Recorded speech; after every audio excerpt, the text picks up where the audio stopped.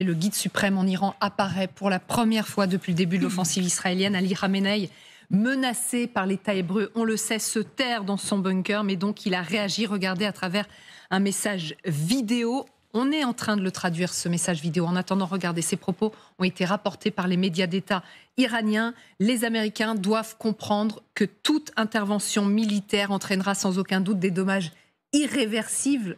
Le guide suprême, ils doivent savoir que l'Iran ne se rendra pas et que toute frappe américaine aura des conséquences graves et irréparables. Voilà pour les menaces. On part en Iran, à Téhéran, précisément retrouver le correspondant RFI France 24 LCI, Siavosh Ghazi. Bonjour Siavosh, merci d'être en direct avec nous. Est-ce que les Iraniens attendaient, donc depuis le début de l'offensive vendredi, attendaient la réaction du guide suprême ? Alors en fait, c'est le deuxième message qui a été lancé par le guide suprême. Un message qui avait été lancé le premier jour après le début des frappes. Et là, donc, cette déclaration intervient après donc les déclarations du président Trump. Et on s'attendait bien sûr à une telle déclaration, d'autant plus que le président Trump a dit, par exemple, que le guide suprême iranien se cachait en ce moment, et donc les Américains savaient où il se trouvait, mais n'avait pas pour l'instant l'intention de le tuer. On s'attendait bien sûr qu'il parle pour répondre donc aux menaces d'intervention américaine. Dans son message, il a dit qu'il n'était pas que ça aura des conséquences et des dommages irréparables pour les États-Unis si jamais ils intervenaient. Et puis aussi, il a dit autre point important, il a dit aussi que l'Iran résistait, le peuple iranien résistait actuellement face à une agression qui lui a été imposée et résistera également face à une paix que les Américains voudraient éventuellement lui imposer. Donc, ce qui veut dire que pas question de capituler, pas question d'accepter, par exemple, un accord si jamais il y a des discussions de nouveau qui aura pour conséquence le démantèlement du programme d'enrichissement d'uranium de l'Iran ou du programme nucléaire iranien. Donc un message de fermeté qui a été lancé par le guide suprême iranien. Merci beaucoup Siavosh, donc en direct de Téhéran. On en parle avec nos invités, Xavier de Giacomoni, éditorialiste international LCI. Bonjour Xavier. Bonjour Magali. Le général Dominique Delors, bonjour. Ancien chef du Centre opérationnel interarmé, auteur de 2031, les batailles de la présidente aux éditions du Sémaphore. Valérie Nataf, bonjour Valérie. Bonjour. Ancienne correspondante à Washington, et Shirley Sidbon, bonjour. Journaliste à France 24, collaboratrice du journal israélien Haaretz. Xavier, effectivement, c'est un message extrêmement déterminé de la part d'Ali Khamenei. Oui, c'est le message qu'on pouvait entendre, c'est le message de menace, et notamment qui répond précisément quand même à Donald Trump. N'entrez pas dans cette guerre-là, car vous pourriez le regretter amèrement. C'est en synthèse de ce que dit l'ayatollah Khamenei, le guide suprême, le message que tout le monde attendait. Pas du tout de proposition de négociation, pas du tout d'ouverture pour une possible discussion, comme l'a pensé à un moment Donald Trump. Vous savez, il y avait cette théorie comme quoi Benjamin Netanyahou mettait une énorme pression militaire sur les Iraniens, alors que dans le même temps, Donald Trump allait proposer de continuer les discussions qui se sont arrêtées, comme c'était prévu d'ailleurs au 60e jour. Mais il y avait des négociations prévues dimanche dernier à Oman, à Mascate précisément, au moment où le vendredi, les Israéliens ont frappé Benjamin Netanyahou, frappant le 61e jour, donc juste après l'ultimatum de Donald Trump.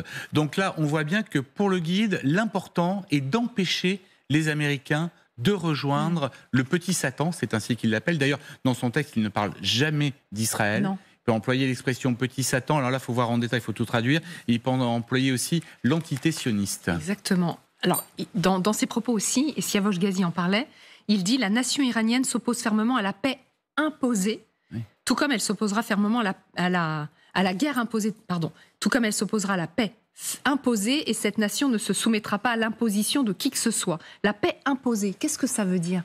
Ça veut dire qu'on peut parler de paix négociée ? Non, les paix imposées ne sont pas négociées, justement. Non, mais justement, est-ce que c'est cet appel-là ? Donc, en fait, ils refusent la proposition de l'ultimatum américain, en fait. L'ultimatum américain de venir rompre ce qu'est l'articulation majeure de ce conflit, c'est-à-dire ce régime des Mollahs qui veut la destruction d'Israël, et ce régime qui cherche et qui est en passe de se doter d'armes nucléaires. Donc là, les Israéliens ont tapé pour casser ou bloquer le programme nucléaire, mais ce n'est pas terminé et le régime Mollah est toujours en place. Donc cette articulation résiste.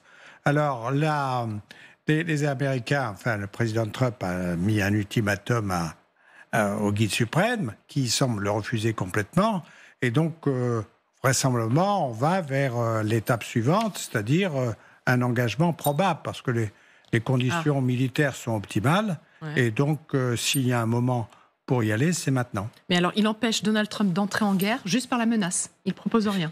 Alors, oui, on est dans une forme de rapport de force, de je montre mes muscles. Il y a eu des propos très belliqueux de Donald Trump. On ne s'attendait pas à moins du guide suprême.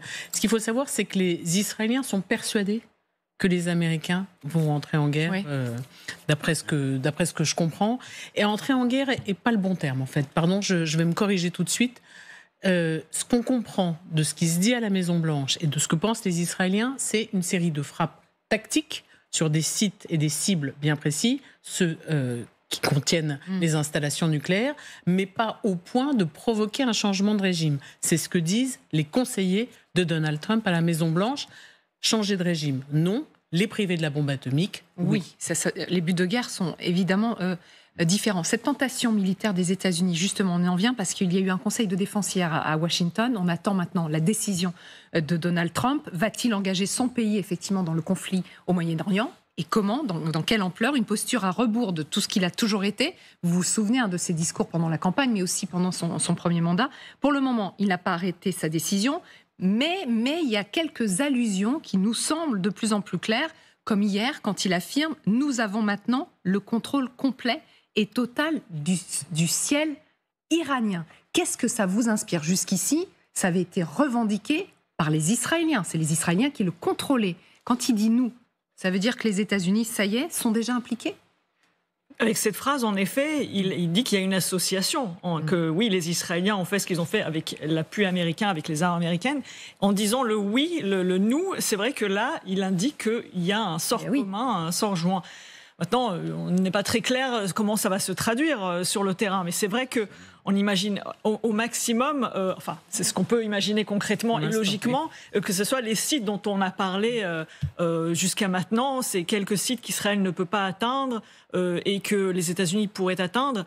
Mais j'imagine que Donald Trump, étant, comme vous l'avez dit, toujours opposé à cet interventionnisme américain, va essayer de limiter au maximum, mais d'avoir quand même une image de victoire qu'il pourrait revendiquer. C'est vrai que même chez les Républicains, il y a une division sur cette question, avec les gens qui sont fidèles à sa ligne traditionnelle et ceux qui finalement renaissent de leur cendre, qui sont plus interventionnistes. Le nous. Qu'est-ce que ça vous inspire? Mais ça veut dire que dans l'esprit de Trump et dans l'esprit de beaucoup d'Américains, je crois qu'il y a une coalition de fait entre les Israéliens et les Américains. Les deux pays sont tellement proches que finalement, cette coalition, elle est là, quoi qu'il arrive, même en temps de paix d'ailleurs. Ça, c'est le premier point. Le second point, le nous, il peut aussi s'appliquer à l'armement utilisé de très haute technologie, utilisé contre l'Iran, qui est en partie israélien. Il y a des possibilités de développement qui sont très importantes en Israël, mais quand même pour tous les vecteurs aériens, les avions notamment, F-35, F-35 spécialement conçus pour Israël, qui n'ont pas les mêmes restrictions que les F-35 vendus à l'export dans les autres pays du monde, avec une avionics, c'est-à-dire tous les instruments, tous les radars, toute l'électronique de bord, qui est spécifique pour les avions israéliens. Donc oui, il y a du nous, puisque ce sont ces avions-là, entre autres, donc, avec les F-16 et les F-15, qui sont aussi américains. Les bombes sont américaines, qui frappent en Iran. On dit toujours, d'ailleurs Biden l'avait fait sur les plus grosses bombes au moment de Gaza, si jamais les Américains arrêtaient de livrer les bombes à Israël, mais tout s'arrêterait et le pays ne pourrait même plus se défendre en grande partie, puisqu'une partie de l'armement anti-aérien provient aussi des États-Unis, notamment pour les munitions. Ça peut être un frein, d'après vous, les menaces directes d'Ali Khamenei qui s'adressent finalement à Donald Trump aujourd'hui? Je ne le vois pas comme un frein. Je ne pense pas. Non. On s'attendait, les Iraniens, on s'attendait à ce genre de déclaration de la part du guide suprême Khamenei. Donc je ne pense pas qu'il y ait une surprise. Je ne pense pas que Trump soit tombé de sa chaise. Il a déjà entendu des choses similaires.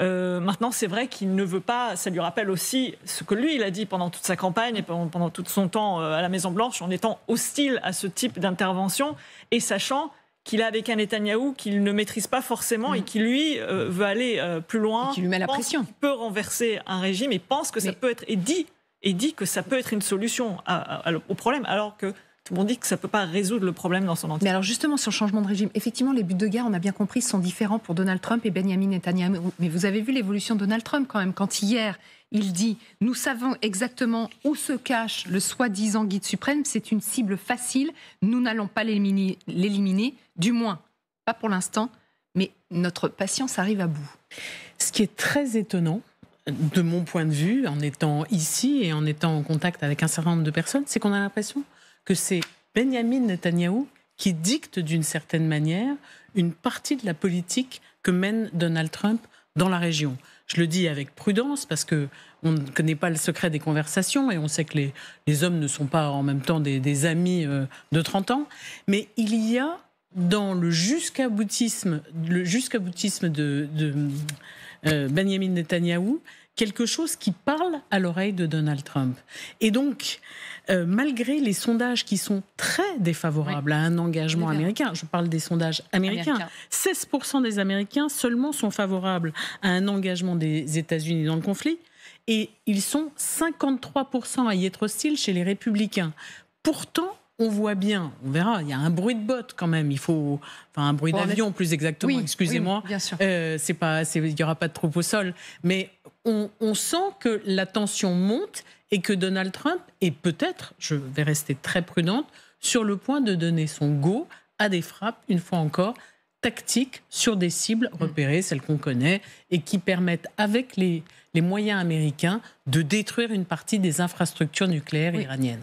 Vous êtes d'accord, général, la tension est en train de monter. En tout cas, il y a comme une escalade verbale pour le moment. En tout cas, l'étincelle est pas loin. Alors, je pense que, si je suis un peu cynique, je dirais que Trump attend que les Iraniens fassent une faute sur une plateforme américaine dans la région, Possible. Ce qui justifierait le déclenchement de la foudre sur les objectifs principaux iraniens.